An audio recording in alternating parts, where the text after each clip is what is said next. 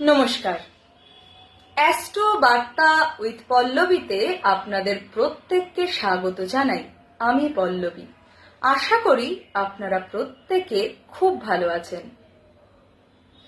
বর্তমান সময়ে দাঁড়িয়ে আমাদের অনেকেরই মনে হচ্ছে সবকিছু খুব তাড়াতাড়ি পরিবর্তিত হয়ে চলেছে।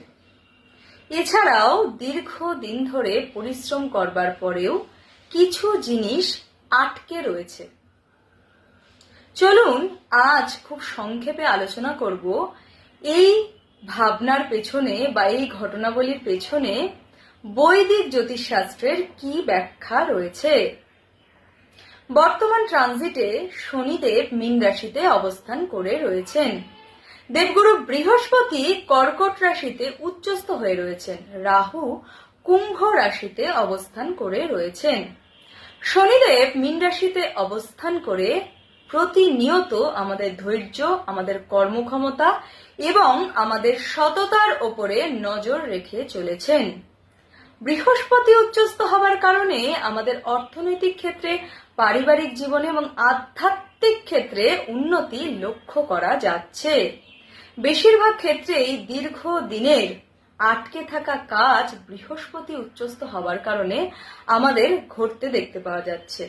তবে মায়াবী গ্রহ রাহু কুম্ভ রাশিতে অবস্থান করে প্রচুর অপ্রত্যাশিত গেট আমাদের সামনে ওপেন করে দিচ্ছে।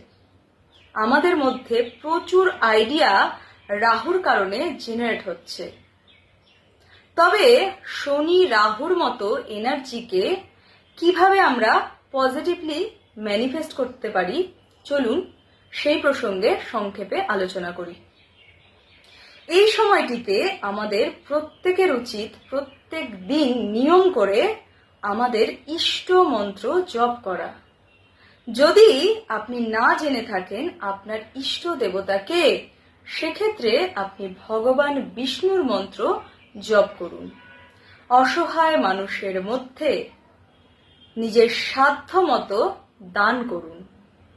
এছাড়াও হলুদ পোশাকের ব্যবহার বাড়ান এবং নিজেদের প্রত্যেকটি দিনকে সঠিকভাবে ডিভাইড করুন এবং ডিসিপ্লিনের সাথে কাজ করুন।